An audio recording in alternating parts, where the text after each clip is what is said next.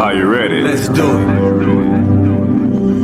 Are you ready? It's live. Are you talk. ready? Live Are you talk. ready? Yes, sir. Are you ready? Welcome, greetings and welcome to Live Talk. I am your host, Arthur Jeremiah, alongside my two co-hosts, Minister Samuel. Welcome back again to Live Talk, everyone. All right, and the spiritual ambassador, Yisrael-Scott. Peace. How's everybody doing? All right, so before we go to anything, let's go to our general statement and disclaimer. General statement. Live Talk is proudly powered by TBS Goodwill, Builders of the Highway Foundation, and Men of Purpose. Together, we're bringing about awareness to the everyday challenges facing individuals, communities, and our nation. We tell our stories, listen to yours, and always respect different perspectives. Want to share your voice? Email us at livetalkorl@gmail.com to be a guest, or if you would like to contribute to our mission, purpose, go to livetalkorl.com to give a donation. Disclaimer. Information provided during this event and others to come does not constitute the official opinion of Live Talk or its affiliate entities. It is strongly recommended that viewers seek independent expert advice regarding any topics discussed, as legal requirements differ significantly across jurisdictions and are subject to frequent changes. If you have questions or concerns, you can always email us at livetalkorl@gmail.com, or you can DM us on Facebook and or Instagram at Live Talk Orlando. All right. Welcome back. Had to get that out of the way. So how my brothers doing? Starting with you, Minister. How you doing, sir? Doing great for Sunday. Hot, sunny, but it's still a good day. Well, Saturday, sir. You know what? We switched it up. And Live Talk has been on Sundays. We moved it to Saturday. So it's a sunny Saturday. Let's correct that one. It Sunny sure Saturday. is. But it's still a good day. It sure is. Brother Ezekiel, how you doing, sir? I'm doing all right. Uh-oh. Yeah, I'm not as terrific as usual. Had a little catastrophic event occur. Other than that, all is well. All right, so you fair. All right. Yes. And as for myself, in the last 2 weeks, been pretty good. Been focusing on this trade show event that's coming up. If you haven't gotten the information to our trade show, hopefully our engineer will have something going across the screen just to talk about our trade show event coming up October the 26th. Make sure that you put it in your calendar and have that for, make sure that event is, that you at that event that is on your calendar and you show yourself at that event. All right, so with that being said, we're just going to give you a rundown of the show today. First, we have the minister word of today, or a quote. Right after that, we'll go to a short commercial break, and then we'll come back with our main topic. Our main topic today is building Black wealth, uplifting Black businesses for a stronger community. And then right after that, we'll go to another commercial break. We may come back with some rural or national or community news, but we may continue on with this topic depending on how how deep we get into this topic today. And then we'll end with a motivational either quote or reading by the host. So with no further ado, Minister, what is the word of today? Right. The word of today is going to be pride. The word of the day is pride. Pride is a feeling of satisfaction which you have because you or people close to you have done something good or possess something good. Pride is a sense of respect that other people have for you and that you have for yourself. Pride is consciousness of one's own dignity, confidence and self-respect as expressed by members of a group, typically one that has been marginalized socially based on their shared identity, culture, and experience. Pride is the quality or state of being proud. And some synonyms of pride are self-respect, confidence, dignity, ego, honor, satisfaction, achievement, and fulfillment. And a few quotes we have today on pride. The first one is, being Black is not a matter of pigmentation, but being Black is a reflection of a mental attitude. And that was from Stephen Bilko. And then, our Black skin is not a badge of shame, but rather a glorious symbol of our national greatness. And that was from Marcus Garvey. Pride. All right, pride. All right, we're going to get a lot into this today, but we're going to go to a short commercial break, and we'll be right back. What do all these people have in common besides a beautiful smile, healthy teeth, and gums? They all use Zadi toothpaste. Zadi toothpaste is made with all natural ingredients. Zadi toothpaste is fortified with moringa and baking soda. Zadi toothpaste is suds-free, making it an excellent choice for kids. All natural, fortified, and suds-free. Get yours today at noystore.com.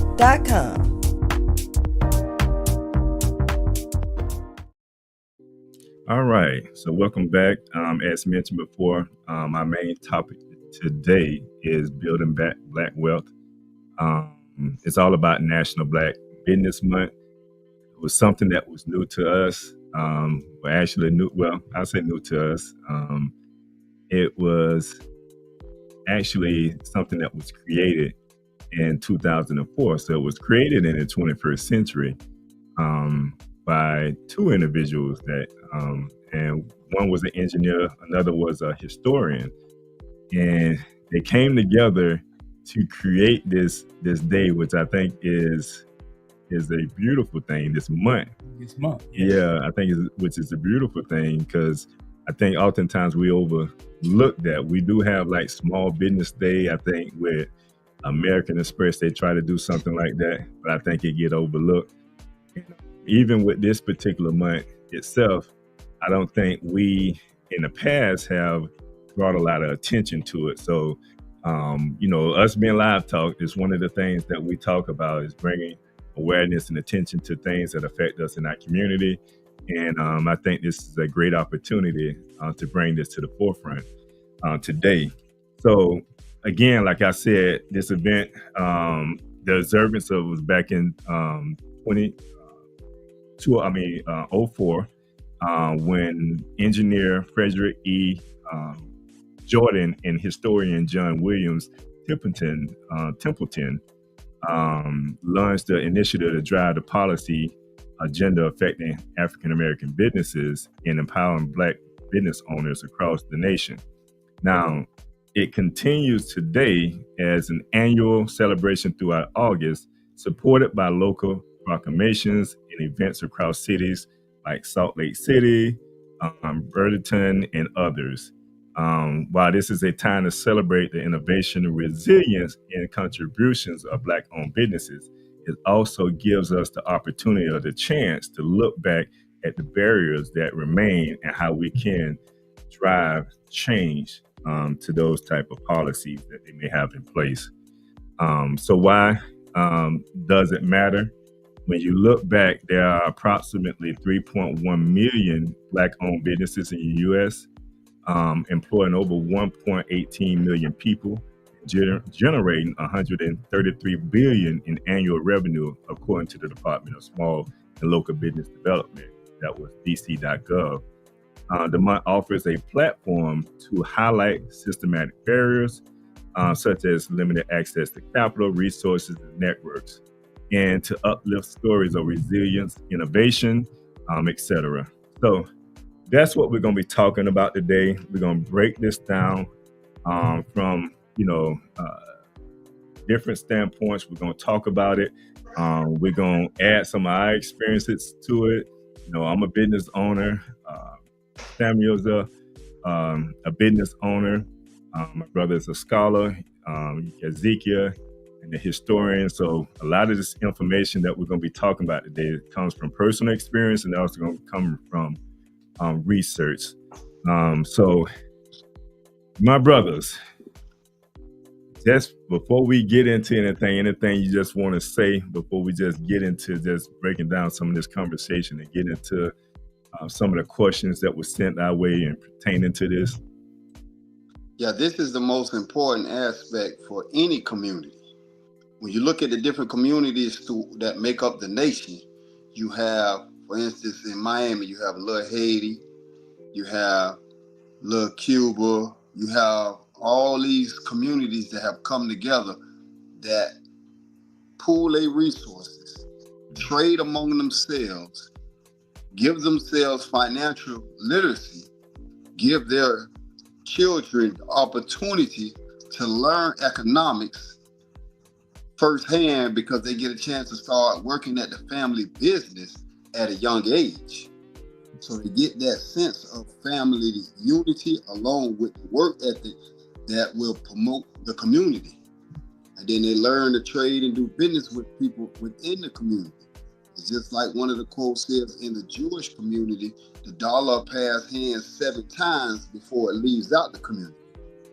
So this is great for the historian and the engineer to understand the economic standpoint for, you know, the minority, Black people and Hispanic people, that they need to learn to emulate the Jews and allow that dollar to float around their community numerous of times before it leaves it.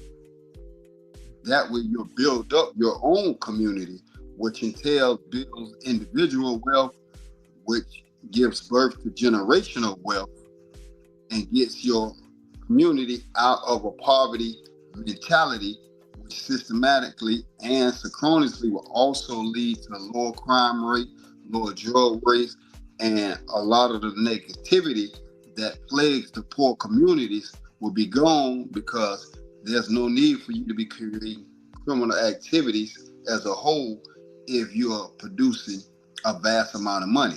You just said the Black businesses generate almost 1/3 of the gross national product of America. Yet we are almost 70% of the consumers of that money because we don't keep it in our own community. We're going to buy the products and services outside of the community.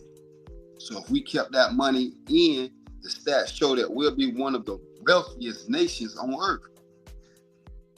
So we definitely need to understand the value of the Black businesses and their contributions to the community as well as their preparation for the future. Now I'm gonna take it because, like you said a lot, and you went right into some of it, like some of the questioning that we have in place, and a lot of the information you just shared was right on point when it comes to that. So I'm gonna look your way, Minister, when I ask this question. Why was National Black Business Month created, and what does it mean for the community? Well, I think they actually saw the need and the importance. And like part of the challenges was like they saw that like Frederick Jordan, challenges that he had getting his business started. You know, he saw that there was a challenge, even though he was talented and he had the ability. He saw the challenges that he faced and realized if he's facing it, we facing it nationwide. So that was kind of like the kickoff to say, you know, hey, let's recognize that there's an issue. And then now what do we do to fix that issue with our, you know, spending Black dollars, specifically with Black businesses? Because for our communities, we spend and we have a lot of income, even if it, you know, we may think that we don't, but we spend a lot of money. But the problem is the money gets spent outside of our community or outside of, you know, our race. So that wealth goes to other people and then we suffer when we have a lot of the businesses that are accessible within our community. We just have to be made conscious of spending it. Like August being, Black Business Month, it's like, it's not talked about a lot enough. We talk about Black business, but August is Black. This is the month that we're supposed to be celebrating this. And this was new to me. It's not, even though I push Black business all the time, this is something that should be done on not just a community level, but a national level. And I think when they saw that it was needed, it was brought forth, and then now here we have it. And now the thing is carrying it forward. Right. And now both of you brothers talked about money being spent outside of our community. And we know that has been something that we have, really talked about year after year after year. I just had to look back on my experience when it's in 2004. He was going through a challenge of trying to get his business off the ground during that time, and he was dealing with some barriers that was in place. And it immediately caused me to reflect back when I started the computer business around between 2002 and 2004, right when I left technical school, and I just had got my degree in networking and information technology, and had an opportunity to buy a business, but wasn't able to get the funding that I needed at that time. So I had to self-fund the business. But the whole, thought of the challenges that we incur when it comes to starting a business, we was faced with all those challenges, So some of this stuff that I may talk about, and you yourself may talk about, maybe from personal experience, and some of the challenges that we may have incurred during that period of time. I'm gonna ask you, Yikazee, because you did kind of went into this question, and you did share a lot of information. Did you want to share anything else on this particular question? No, sir. Okay. So the second question here was, what role do Black-owned businesses play in the economic health of our neighborhoods? I say they play a large role, and kind of just even going back from the historical context, even before this was started, it's like back when the Jim Crow era, it's like we were forced because we couldn't go into those other areas. So we were forced to do business with ourselves because it's like we were all boxed into a certain area, not being able to go outside. So it generated a lot of businesses, and a lot of money and wealth begin to flow. Then you fast forward it when the civil rights and people took note of that. And then when they segregated, it's like now all of these people who were forced to do business with one another now had the opportunity to do business with someone else, rather than keeping that root and then doing business outside when you need it. We actually left and started doing business totally outside. And then we begin to suffer as a community. So it was like a transition. Yes, you could now go spend your money with these other folk. And then we did it and stopped spending money with ourselves. And that's what's so important about understanding how does it affect the community. Because you got to keep the money within your own community in order for the communities to thrive and to be able to grow. All right, same question for you, Yikazee. Well, the Black community, when you have a business, one of the things that you're doing is creating a job. Once you create that job, simultaneously, you're creating financial literacy, because you have somebody keeping the books, so they have to learn accounting. The people that's working there, they learn how to get a paycheck and how to manage that paycheck. So now you're developing a mindset to be able to accumulate wealth from the check that I'm getting. So having these Black businesses produces a mindset where you can move from poverty into a rich man mindset that would allow you to be able to accumulate more and more money. Because once you have a role model, the children can see that, hey, I too can develop this business mentality, just like, you know, my uncles, my fathers, my mothers, or whoever may own the particular business. They saying that, hey, I can pattern myself after them and I can do the same thing.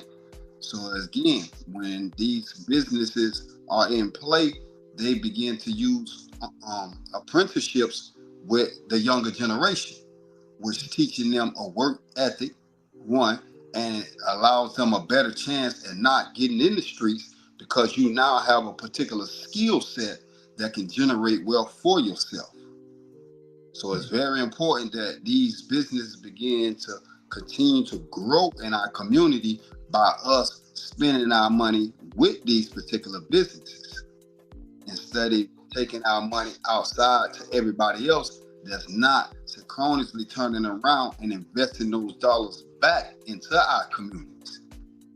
So these black businesses, they will continue to put that money back into your community. So it's like the money is never leaving there.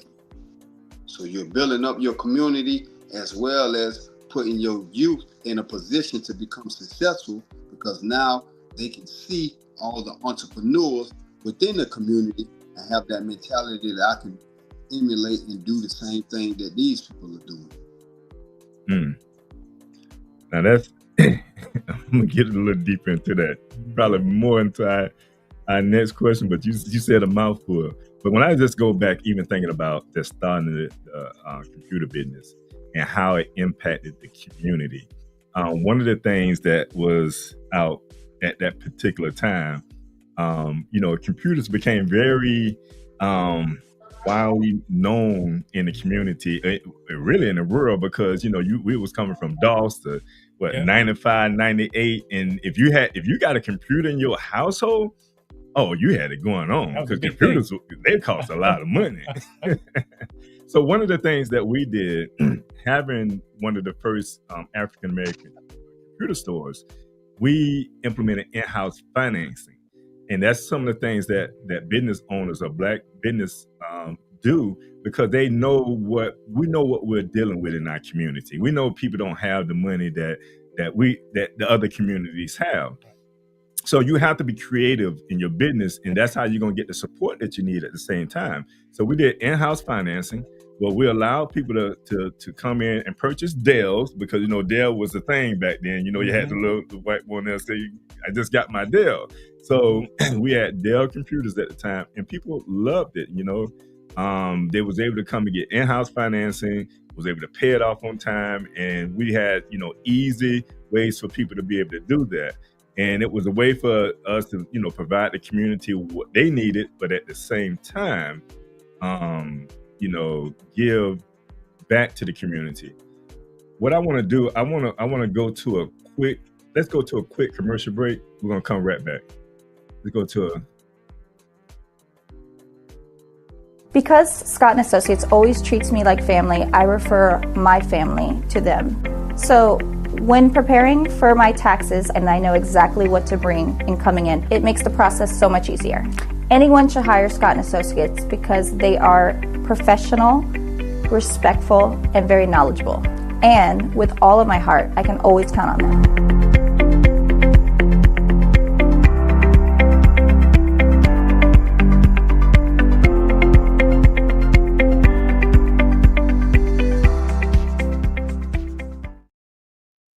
All right, so welcome back. We had to do a quick commercial break. Had to check up on a couple of things real fast. Otherwise, though, what I was sharing though is the role that our, you know, black-owned businesses share, provide in our community. And I was just sharing like one of the roles that we offered as a computer store during that time that this national holiday was implemented. It seemed like we always dealing with some challenges, with some barriers that we had to overcome during that particular time. I just want to share that. All right, do we have any comments? Okay, just want to make sure. All right, so going to the next question. I got everybody in. Going to the next question. How do thriving businesses impact education, safety, and overall quality of life? Who want to take this first? I Want to take this? Okay. So the thriving business, the way it's able to promote safety is the more money that's flowing through the community's hands, then the less crime it needs to be. Because if you're making money, you're less inclined to be robbing or stealing. So that leads to the physical health of the community. That money also creating jobs leads to a higher education, because those people that are employed will now realize that they need to get, an accounting skill or some other skill to keep the business thriving. So when everybody is making money, then the inclination is to continue to make money. So you'll continue to start getting schooling, learning how to get grants. So you expand your education base in order to be able to keep the wealth coming in on a regular basis. And when that is invested back in the community, now the community begins to expand, because now we'll begin to buy up land, which will be able to produce more stores or more businesses on that land right there. And with that, now we're creating a whole new economics of life, depending on what type of business that you get. Now, again, you can have the apprenticeship for the youth to be able to learn that particular skill that's going to be needed to run that particular business that we're going to put on that land that we acquire.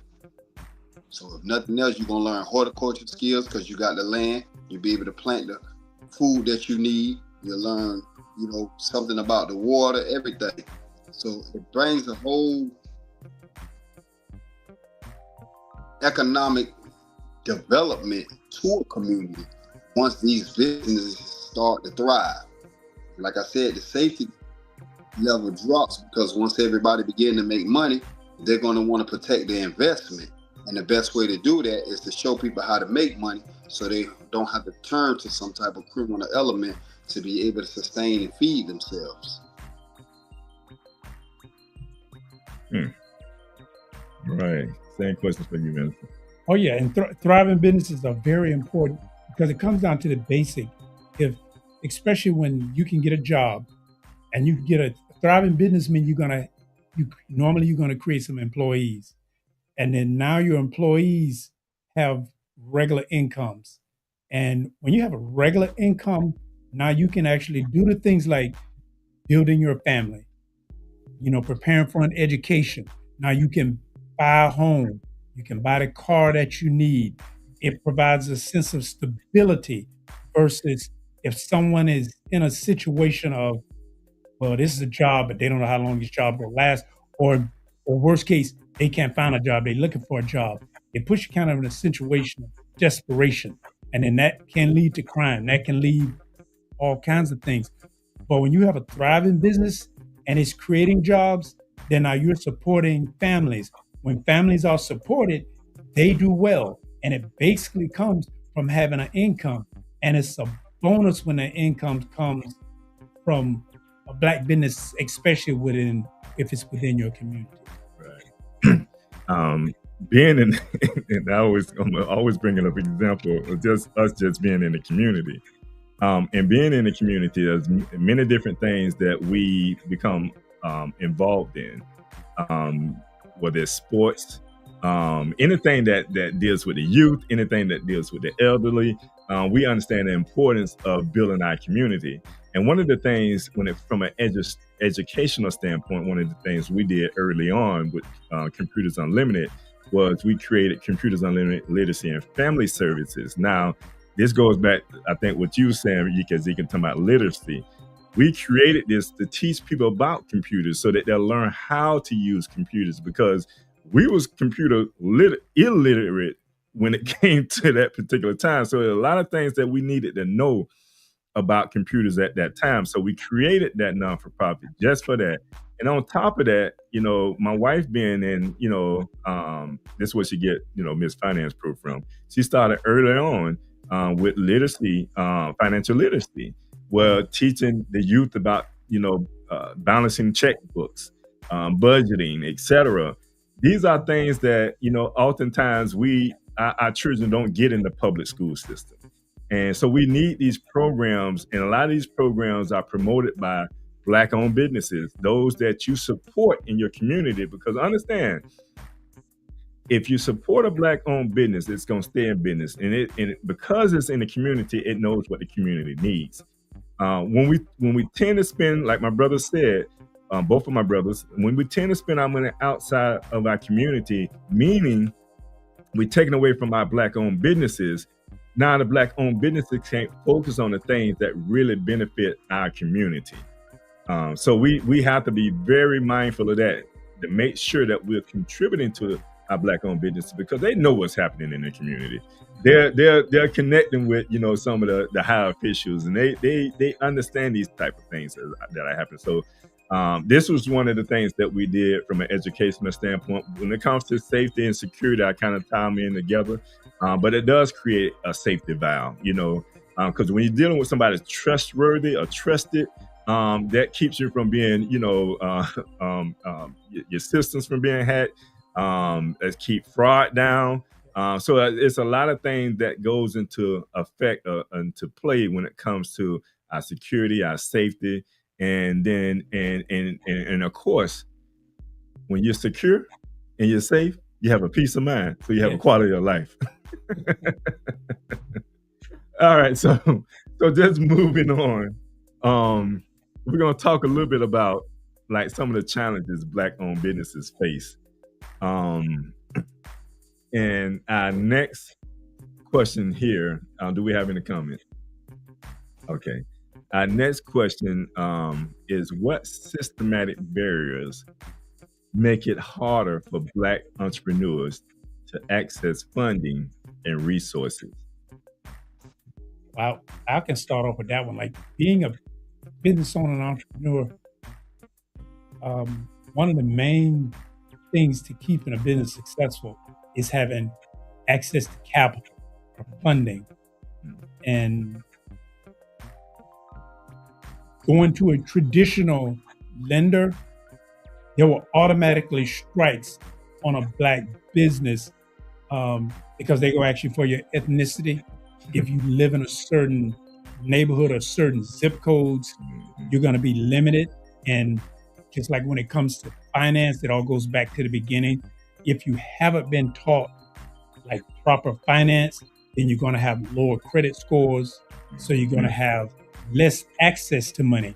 And then even if you do have access to the money, because you're going to get it at a higher interest rate, right? And you're not going to get the best terms. So it's still going to create a challenge to where you may need X amount of dollars, but you're not going to have access to it. Like most businesses, it's like, yeah, you might get enough to open the doors. If you needed a vehicle, you might get, or you need to open up the shop and you stock your shop. That's great. But then normally it's going to take you some time to start generating a profit. But you have payroll and expenses that are going to come immediately. If you don't have the access to the money to carry you through those, it's like, setting a business up for failure.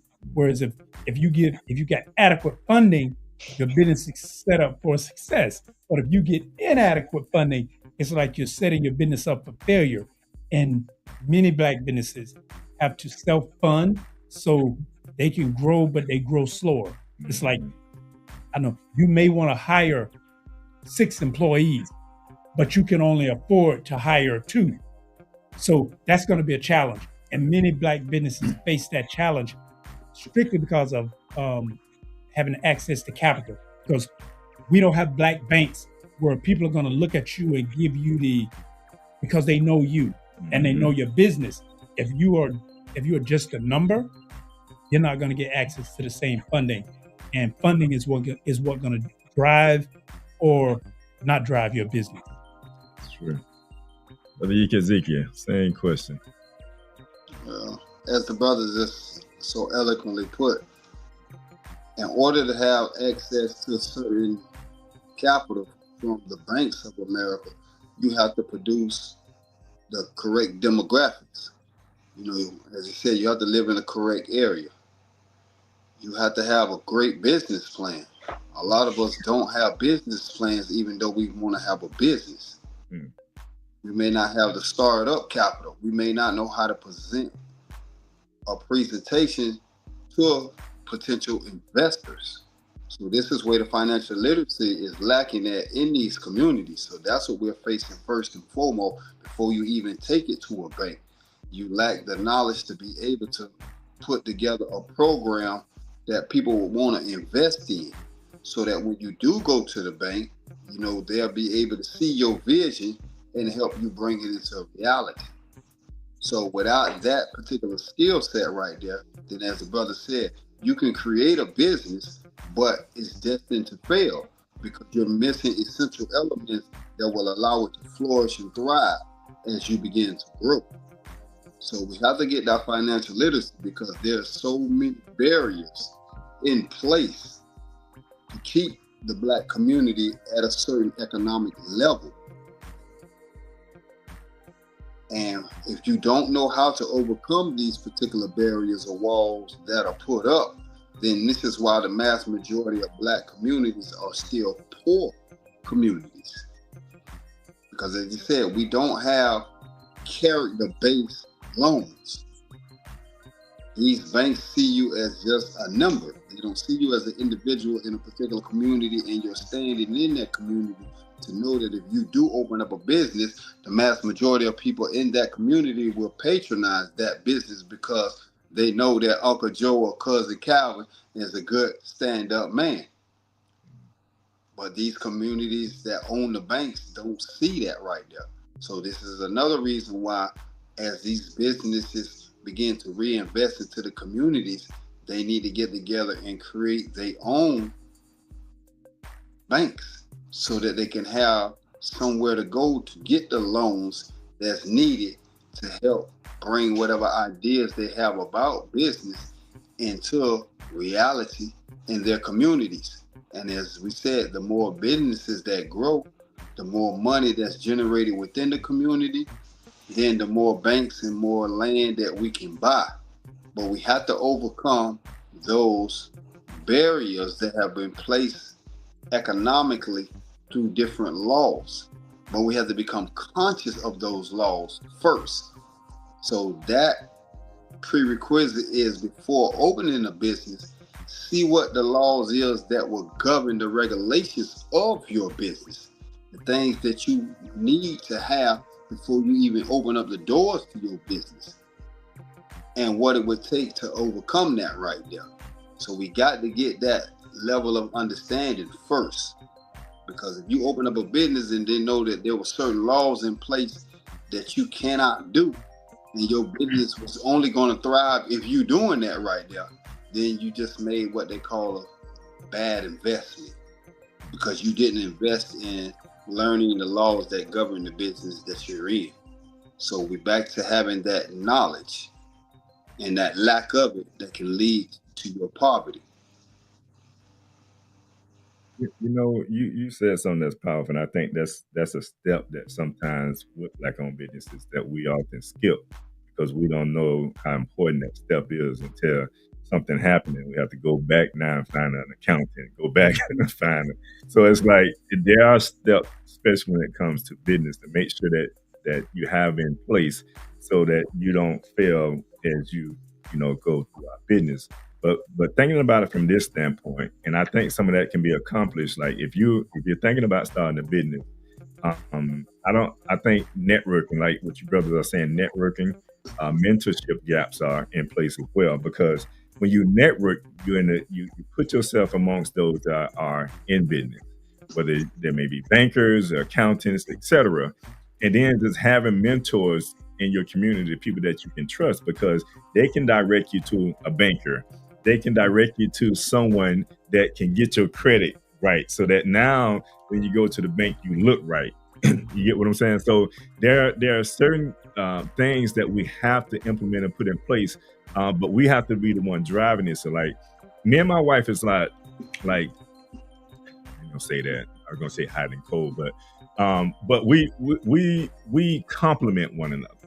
So where I'm lacking, she's not lacking there. She's very efficient in those areas. and maybe some areas that she's lacking in, and I ain't gonna say she's lacking, but some areas she may be lacking in, I'm efficient in those areas. She's an efficient networker, so she can get out and network. She got the gift of gab. So when anytime you start a business, if it's not you that can go out and do it, you better either be paying somebody to do it, or you better have a partner that know how to do it. Because that's going to be one of the things that's going to be beneficial to the growth of your business, and especially connecting and having. I always tell my clients, do you have a banker? If you're making over $250,000 and you don't have a banker, something is wrong. You should have your banker. You should have somebody that's trusted, somebody that you can trust with your money. Just because you put your money in no white folks bank don't mean that you should be trusting them. You better be able to trust somebody. And they need to be doing right by your money. And because as long as your money grows for itself, because if you have money in the bank, you can get capital off your own money being in the bank. So there's so many ways when it comes to some of the things that we suffer from, we cause upon ourselves. We know there's some systematic things in place, but we can't cripple our own self by making bad choices on how we're going to conduct business. So there's always a way and steps in place, like what my brothers are alluding to. We can't skip those steps and think that our business is going to be a thriving business and skipping those steps. Oh no, that's the relationships are key and important, and knowing that going into business, you don't want to try to do everything by yourself. But successful businesses are successful because they are able to network or they find other resources. But if you seek to do everything yourself, like you said, if you got a banker, if it's just a bank, well, a bank is supposed to be a resource. Mm-hmm. It's not just supposed to be somewhere to put money. It's supposed to be a resource. But if you're doing everything, if you feel you have to do it all by yourself, and that goes back to where in our community with business, we weren't, taught and understand the importance of it. We miss it and we struggle because we miss relationships that come along with being networking and being in a community of people that are doing business together. Mm-hmm. Like if I got a car dealer and you're doing tires, we should have a relationship. Right. That you should build. You have to build that relationship because you need one another. Right. You're not into it by yourself. No, you said something powerful. I remember back, and I'm pretty sure you can talk about stories too. But I remember when starting the computer business. I'm always go back to computer business because that's where everything started from. I remember starting a computer business, and I remember Geek Squad when they first came around. And I told a bunch of brothers, I got them together, I said, hey, we can be better than Geek Squad. I said, let's come together. We can create the same service and we can be better than them. Yep. But we didn't want to do it because we had our own thing going. And guess what? None of them are in business today. Can't see the video. Because they wanted to do their own thing.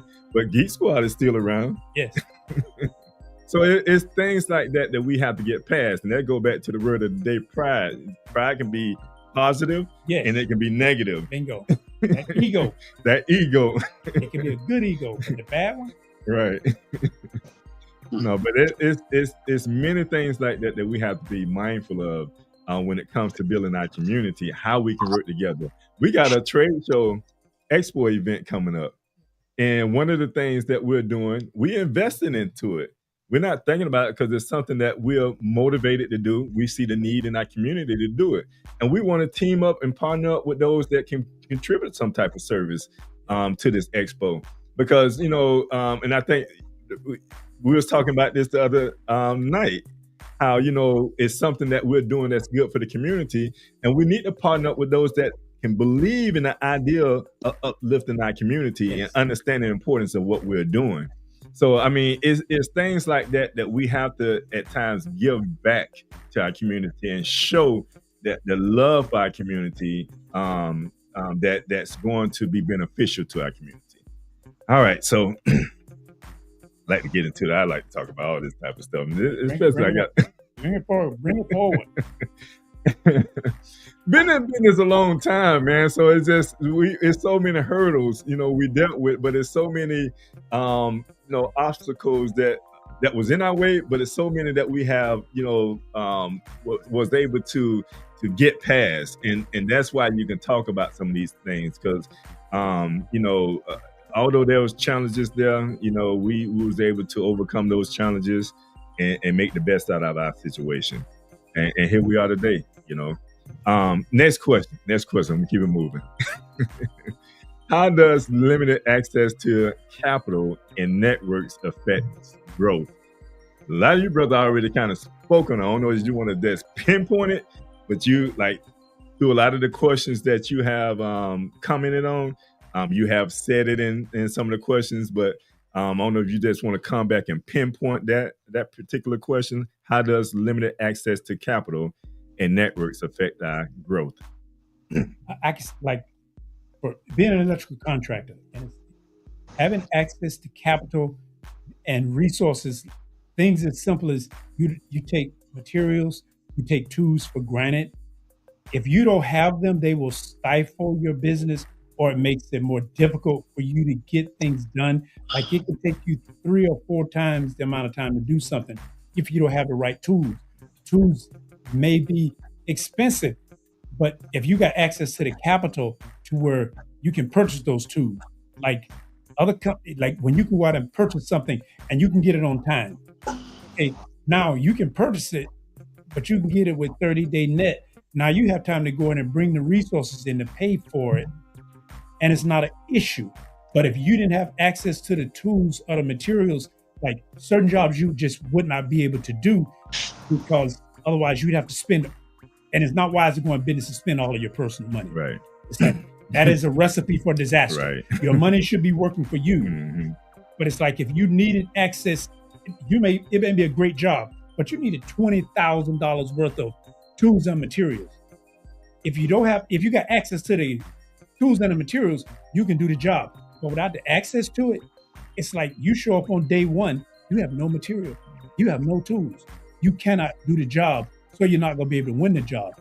But when you can show up and you have access to it, then people have faith in you, and they're going to continue to they'll give you more jobs, they give you more work, because they see you do have access to the resources. But not having access to it, it will limit you the type of work that you're doing or the work that you may want to be able to get. Oh, that's Brother Ezekiel. He said it all. If you have limited capital, then you can't buy a business. You can't create a business. If I don't have money, then there's no way I can create a business. So you have to figure out how to generate that startup money. That's why the saying in the Black community is, it takes money to make money. Mm-hmm. So without that, then there's no business. It's just going to stay a vision in your head. You'll never be able to bring it out into the world. That's when you can't manifest, huh? Right. What they call it, I call it RDL, is racial disparities in lending.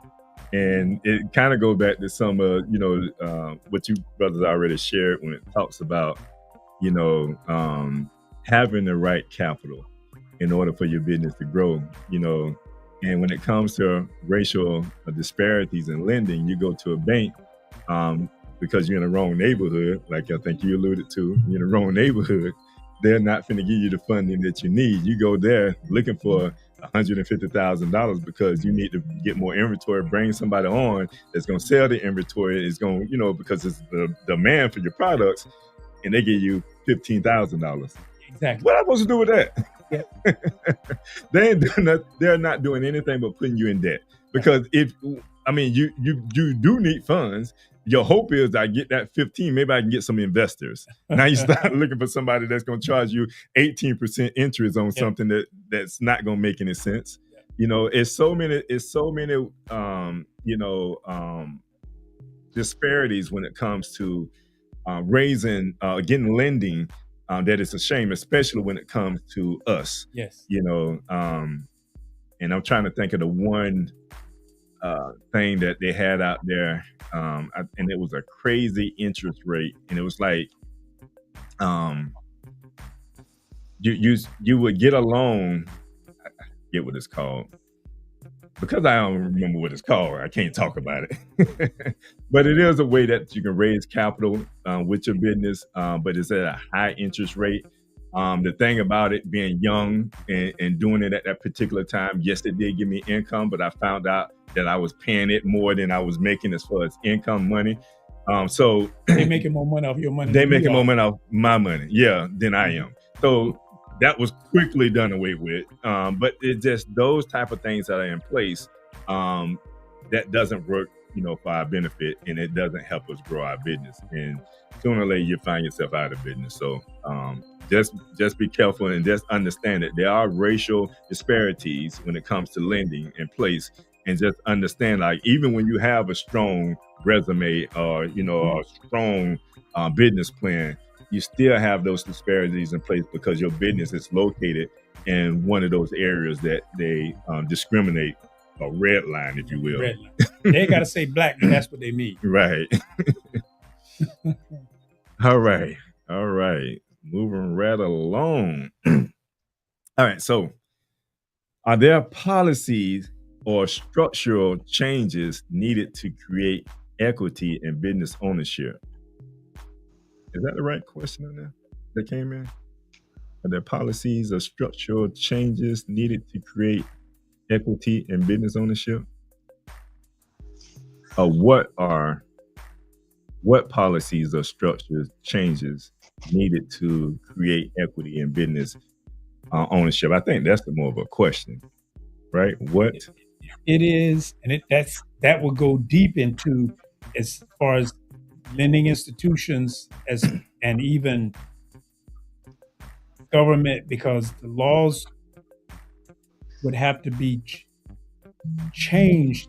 It's like we have to realize we came up from a Jim Crow era, and that was meant so black people would not be successful.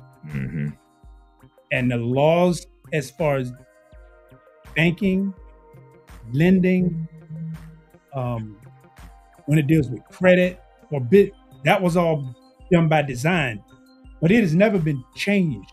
So it's like the system, we need lawmakers to be able to look at the policies and see we're at an impasse now, because the way that they're dealing with DEI, some of that dealt with a lot of those structural changes. So it made it, for example, of a government contract. Government contracts are very lucrative if you can access them. And it's supposed to be, it should be based on if the government gets taxes from all of us, and you can break it down by percentages. So it's only fair that a percentage of that money go equally to the people who paying the taxes. But if you can't come to the table to get any of those, you're going to be cut out. Right. And so if larger businesses are growing from government work, but the rules in place there are keeping those that look like us out, we're not going to be able to grow these large businesses that's going to be able to sustain us over long periods of time. And a lot of that's been done structurally. Like you have $100 million companies. How did they get that way? Because through generations, they've been doing business with the government. But when the government don't have any money, the money come out of our pocket. Government, they might print the money, but the money comes from the taxpayers. And then if it's not being redistributed to the taxpayers equitably, that's why the communities look the way that they look, because the wealth is being split up. It's not being split up equitably. And we getting the short end of that stick. I mean, you can think about Black Wall Street as profitable as it was insulated. But then someone came from the outside to take it. And then now when we got to start building from zero, it's like we don't have access to the same capital and resources, but we're paying into it. No, you said something and it kicked in, and I'll let you go here in a second, Ezekiel. I'm gonna come back to that because those supposed to have something going on where they're now, like even Governor Sanchez, they created this Department of Government Efficiency. They're supposed to be checking different municipalities for spending irregularities, like Waste. Yeah. So we'll get back to that. Yikaziki, the same. I'm gonna ask you the same question. This in regards to like what policies or structure changes needed to create quality in business ownership. Well, as I said, you have policies that have been in existence since Jim Crow. So you're going to have to go back and revamp the whole economic policy. Starting up top with what they call it, the HUD, all the way down. But let's be realistic. These policies were put in place for a reason. And at this point, politicians don't see a reason to change them. And mainly, it's because they haven't had anybody come to them and say, hey, man, you need to change these laws. So that goes back to us becoming conscious of what these laws are in place that's holding us down, getting within the communities themselves and getting everybody to vote for politicians that will get and advocate for these laws to be altered so that you can begin to now see some type of economic growth. But it starts with the people who are, as I said, are paying the taxes. You want your tax money to work for you. I don't want to see my tax money going out to other communities, and then when I'm driving, I got to run over 15 potholes every day to get home. Yep. I just paid for that pothole to get filled up. But if I don't go down to City Hall and voice my opinion, then City Hall will never know that those potholes are on my street. So it starts with the community themselves got to get together and they got to learn the laws that have been put in place from antiquity in America. Once we do that and we see that again, now we begin to vote people into office that will be our voice. And once we get that voice in the community, it leads to the town, it leads to the city, it leads to the state. And now we'll begin to see changes because now it's going to reach up there to the White House to where, the senators and the representatives are be able to understand what's going on in our communities. And now they have an opportunity to vote for it. And if they don't, then we'll vote new senators and representatives in. So it goes back to the old saying, people can only do to you what you allow. And we're allowing these economic rules to govern our communities and keep us at the bottom of economic civilization here in the most wealthiest country on earth. But if we don't take a stand and voice our opinion about what's being done to us, then you're waiting on these people to just wake up magnanimously and say, yeah, we're going to change these laws. It's not going to happen. So, and as long as these laws are in place, it's going to keep us at the bottom. So if we want to rise up, we have to start with getting a knowledge of what are these laws that's holding us down. This is why you go to a doctor. You're looking for this doctor to do two things. First, you're looking for this man to say, hey, you have this particular disease because of this particular reason. So you're looking for this guy to do a diagnosis on you. And whatever he diagnosed you with, now you're looking for him to give you a remedy for that. And when he gives you the remedy for that and writes that prescription, you immediately are going to the nearest pharmacy to fulfill it and take whatever medicine he gives you that you feel will bring relief to your condition. So you have an economic condition. So now you need to understand the diagnosis. You're poor. Your community is poor. And it's because of certain rules. There's 10 rules in place, 20 rules, 30 rules in place. That's your diagnosis. Now, your prescription is go learn what these laws are, look at what these decrees say, and then begin to put people in office that can overturn these decrees so that you can rise out of that condition that you're in as a community. Because you can open up a business, but if nobody in that community has any money, then your business is gonna close their doors that next day. So you have to, as the business, you have to make sure, and this is what they do when they look at the demographics, when they begin to look at what location they're going to put their business in. They want to make sure that it's a community that can patronize their business. So this is what the communities have to do. Don't just say, oh, I got a bunch of money, I'm going to open up a laundromat, I'm going to open up a restaurant, but you open it up in a community where the people can't spend the money with you. Mm. So we have to become conscious of the laws first and foremost. Knowledge is the first step. You have to know that, because even if I'm building a business, I got to know that there's a certain fire code. My building can't be a certain color, it can't be a certain height. Because if you don't have that, they ain't gonna give you the permits to get the building.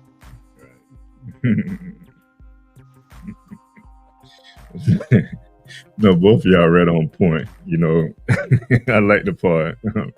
Brother Minister, he says the government don't have no money, and that's true. They don't. It's our money. Right. and like you said, you can think it like it's a pothole there. Y'all need to put my money in fixing these potholes. But we do have to understand what community is. You know, what defines a community? Because once we can define our community, then we can dictate what we need in our community. And then we identify the things that we need in our community. How do we fund those things? And then we identify ways to raise funds to fund those things that we need in our community. You know, one of our sisters, you know, she's big with co-ops. You know, that's a structure that oftentimes we overlook because, you know, of the capitalist mindset. But it's a way to pool resources. They're doing it. They're creating co-ops, and they're you know, cooperating together, and they're pooling their resources, and they're doing business, etc. So that's one of the things I think that we definitely need to take into consideration when it comes to restructuring. We like both of you brothers said, you know, these politicians, they put things in place. They're not going to change. But we can change how we do things. And I think that's where the change need to come in at. All right. So we're going to go to, we're going to keep this topic going because we're going to talk about some solutions coming up, but we're going to take a quick break. We're going to do a 30-second countdown. And then we'll go to a quick commercial break, and we'll come back and talk about some solutions.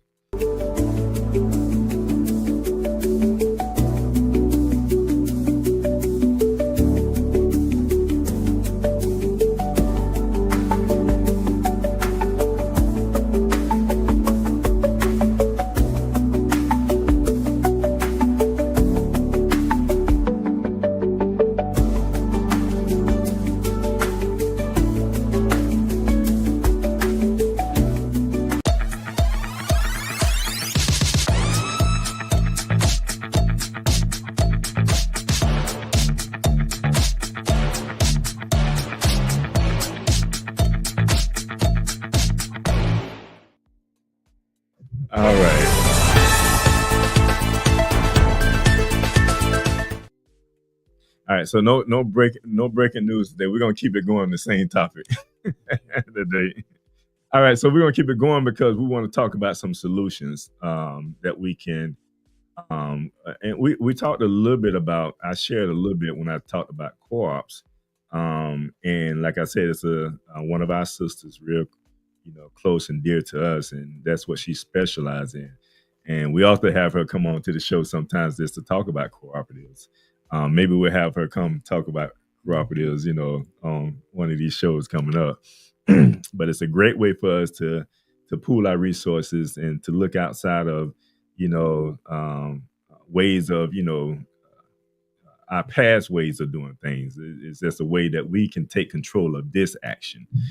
All right, so moving forward, how has the pandemic and economic shifts impact Black-owned businesses differently? How has it affected us? One of the things, and I don't know, was this question sent out to you, brothers? Yes. Okay. Okay. All right. So, Yuki, you want to take this one first? It goes back to what the question that preceded it.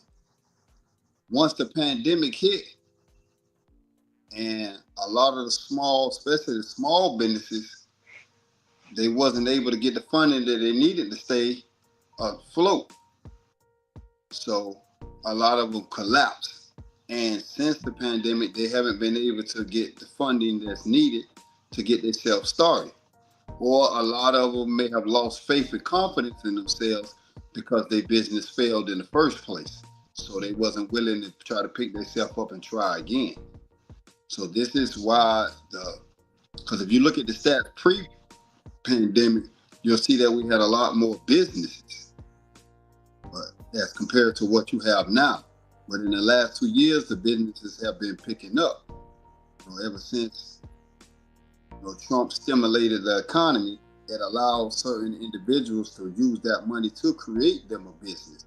And they began to expand their way of business since that people were still, in pandemic mode. So you started learning a lot more virtual or online businesses started booming.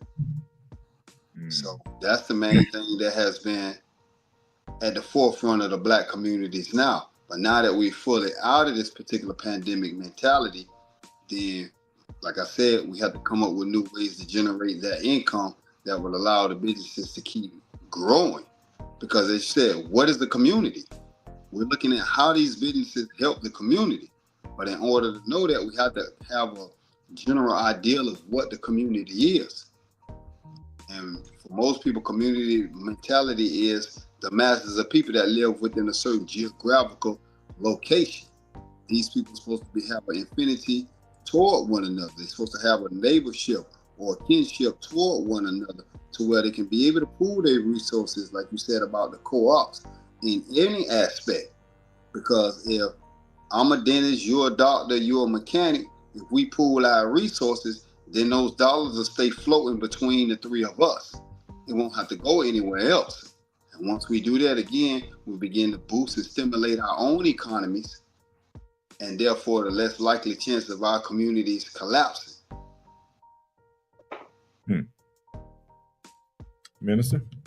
Well, it's an old saying, but it is so true. If America catches a cold, Black Americans go get the flu or pneumonia. The whole country had to do some serious reconfiguring during the pandemic. So of course it was going to be structurally, financially, emotionally. It was all harder on us because we lacked all of the resources going into it. So now when you get into a situation and you have even less, it's going to be worse. I mean, naturally it's going to be worse because the majority was already lacking. So that was just a bigger, harder blow. Right. And then see the other side of it is this here, because we have a lot of Black businesses, and we talked about this earlier. Those steps in the beginning wasn't structured right to be able to get the funding that they needed at the times the funds was available. But I'm gonna do a little stats here. I'm gonna read a little stats. They say in the early months of the pandemic, 41% of Black-owned businesses closed, compared to 17% of white-owned businesses. This came from the National Bureau of Economic Research. It said many of these businesses were concentrated in service sectors like restaurants, salons, retail that faced the strictest lockdowns and longest recovery timelines. So we definitely felt the effects of the pandemic when it occurred. But to some of my service businesses, me being an accountant that's been in that industry, I saw where a lot of businesses wasn't structured properly. Black-owned businesses wasn't structured properly. They wasn't able to get the funds that they could have received if they were structured. All right, so just moving on, we're gonna talk about some solutions and some success stories. I think we have enough time. So the first question here is, can you share a success story that demonstrates the impact of community support? Oh yeah, I can do it's just for being in my industry. It's like having an opportunity, like we believe in apprenticeships and mentoring and being able to offer apprenticeships it's great because then you can take someone from a beginning and take them to a position of now they have something out of it. They can take care of their family. They have a future. They can build a future. Apprenticeships are really big. Like and even having the opportunity of being able to hire someone, they could be someone. And I've had that case coming out of prison. Not a bad person, just need an opportunity. A lot of times you can't get a job. Certain jobs you can't get coming out of prison because of your record. But being able to offer that opportunity to someone to get them not just back on their feet, but to give them a skill, a trade, and now that they don't move forward and now they're into a management position. But without those opportunities, it's like a lot of those doors will be closed. And we have to be able to provide those opportunities for one another. And especially like mentorships and apprenticeships are so important because they go such a long way. Ziki? Yeah, I can't champion what I said enough. It begins and ends with mentorship, which allows the youth to have an apprenticeship to develop a skill set. Because as long as we can develop a skill set, this is what communities thrive off. This is what nations thrive off. The captains of industry. So there must be much business, but you have to have business-minded people. And this is the education that we got to have, that, hey, we need trades. Everybody not going to be the next LeBron James. So somebody need to be doing some plumbing. Yeah, because I don't need my toilet backing up. I need somebody to be able to service that. Correct. It will not fix itself. And them some of the most important jobs that we overlook. Until you need it. Right. Once you need, then you realize you need it. Right. And that's where you need to be able to go within your community and find it. That's the beauty, being able to find it in your community. And that's why we're talking about our trade show event. See, this is where I get a plug in the trade show event again. Right. That's why we targeting, the importance of trades in our community. Our young people, they leave high school, and some are college bound and ready for college, but some are just not ready for college. So what are those solutions? What those solutions look like when you're not ready for college, when you just want to start a career, so trades are a way that you can start your career early. You're doing something that's legitimate and positive. So make sure you put on your calendar. Our trade show event is October the 26th. We do want to see your face in the place. But just from a community standpoint, we're talking about community support. And anytime you see your name on something positive, it brings a smile to your face. Even from our earlier years being in business, we were so connected with the youth, when it comes to youth basketball, football, etc. Our support behind that was huge. Even into this day, just supporting our community. I was just given a call from someone yesterday. Matter of fact, my web designer, he called me. He called me, manages my website. And he said, hey, I was just at an event and I seen you guys' name, Scott and Associates, and I was wondering which one of you guys here. And I was like, we supported, and they was giving away backpacks. They were doing a lot of things for, back to school. But it was one of the events that we supported. But to know that, somebody, and I think he called me because he was at the event, he was supporting the event himself. And just to see that, that we're like, everything is close knit to him, like that's the people I deal with. I deal with you guys in this community base. It just, I'm sure it brought excitement to him. He just had to reach out to me. But to know that, our name was on it and he recognized it, how many other people see this here? So it's like, those are exciting moments when you're able to put your name on something positive in our community. So definitely those are positive moments that you want to appreciate. So next question. What programs or initiatives are helping Black-owned businesses thrive right now? So we're dealing with some businesses or, that may be helping Black-owned businesses right now, whether it's in Yisrael-Scott, whether it's in your your municipality and your city, or whether it's in the country. You know, what I give you that question first. Well, I know in this where I'm living at, it's really nothing. This place is it's first of all, the demographic very, very small as far as black people here. Is like maybe 2 or 3% out of the population. So there's really nothing locally here that's in place to help it, because you don't really see any black-owned businesses over here. But then when you go like 20, 30 minutes in any direction, you know, you have Tampa one way and like Braden, Sarasota. So those places have more, you know, black people in their communities, which I would think will have more programs that will initiate black-owned businesses, especially Tampa, because of the diversity of it. Minister. Well, I think we do have here locally, I believe we have a BBIF, which is the Black Business Investment Fund. And I know it does help support black businesses from a financial sector. So I know that is one here. But candidly, I don't think we have enough. And part of that, I think we get into solutions is we have to create some of these solutions ourselves, because there are some out there, and it may be some I'm not aware of, but I don't think there's enough. No, that's true. One of the things we try to do, we try to connect with our community. So we try to look for the local Chamber of Commerce so that we can have somebody connect with it. And my task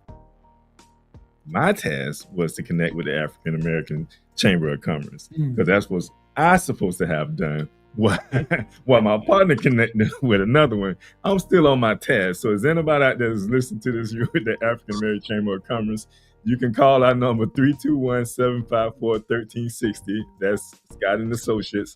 That's 321-754-1360. You ask to speak to Jeremiah, because I do need to sign up for the African American Chamber of Commerce of Central Florida.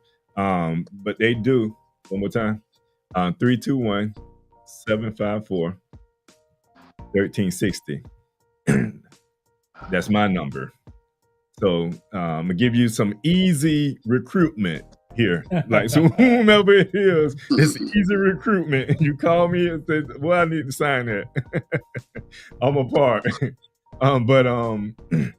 No, but they provide access to capital opportunities, advocacy at local and state levels, training, networking events, and contracting support, representation in local procurement pipelines. So there's a lot of things that they offer, that a business owner especially, and then not only that, just the opportunity to network with your peers is an amazing thing as well. And then Enterprising Black Orlando. You can go to their website. There's a lot of resources there. They talk about many different things that when it comes to the equality of us getting the money that we're looking for. They have different resources available that we can find funding at. So there are different organizations. We had the Orange County Care Program. I mean, they would implement that at times, and when they have money available, they open it up, close it down, open it up, close it down. The city. So and I have clients call me about it, and I say, hey, it's available right now. They're closing it down. Okay. When the money is gone. So there are many different resources out there when it comes to Black-owned businesses, minority-owned businesses. You can always call my office, not specifically when it comes to just funding. We do have resources and probably can guide you in the right direction if you're a business owner. And that's Scott and Associates accounting firm. And again, that's that number that we have on the screen at 321-754-1360. All right. So is there any other programs that we want to share that we may have forgotten? If not, how can entrepreneurs collaborate with each other for mutual growth? Same.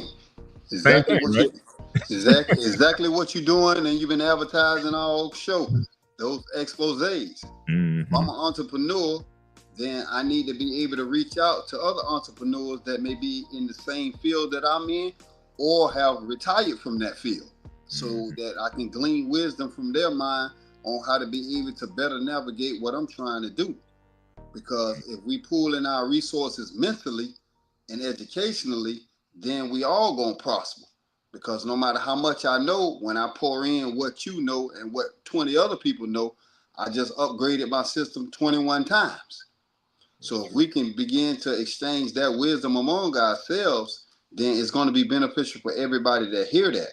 So they need to start coming up with a way within the communities that, hey, we need to have a national entrepreneur night, and start exchanging numbers, put it on your social media sites. And now when everybody see it, y'all begin to call and figure out what's the best time for everybody to meet up. And then we exchange information that will help each one of our dreams or goals grow at a more rapid rate. That's the only way entrepreneurs are going to be able to expand themselves quickly. And now it expanding the community. And again, we back to, once you begin to be an entrepreneur, you want to pass that wisdom on to the youth through the mentor or the apprenticeship programs that you can develop to teach the next generation how to do what you're doing. And since technology is always evolving, they'll be able to do it at a more faster, efficient, and probably cheaper manner than what you did it, because they're using your intelligence as a springboard to get them down that path at a faster rate. Which leads to the next question, since you said it, what role can youth play in entrepreneurship and building generational wealth? I think if you take the youth and begin to teach them at a younger age, it's about entrepreneurship, it'll definitely translate. Because if they learn things like balancing a checkbook, how to take their money that they earn and invest in that money, especially if they go invest it in their businesses to get a return, the youth plays a big part, because the youth are our future. And when they're educated, then our future is educated. So it's like, we don't want them to make the mistakes that are past. Like, a big thing is like learning how to manage your credit, how to start your credit off. So it's at a good point, because then that's a benefit for you and for the community. Because if you're not careful, it's very easy to ruin your credit. And then it takes sometimes years to recover from a short-term mistake. All right, so that's our music. That music means we need to get ready to close out. So starting with you, Yiki, what's your last words, my brother? Community, let us come together. Let's educate ourselves and support Black businesses, especially this month. That's why they gave you this month right here. Use that month into every month. All right. I'm all, whenever we talk about business and this Black Business Month, I always say the best way to make a change is when you get ready to go spend money. When you're spending money, it's you make that choice. Yes, sir. You got to decide, where are you going to spend your dollar? Am I going to spend this dollar back in the Black community? You make that decision every day. Make the right decision where you spend your money.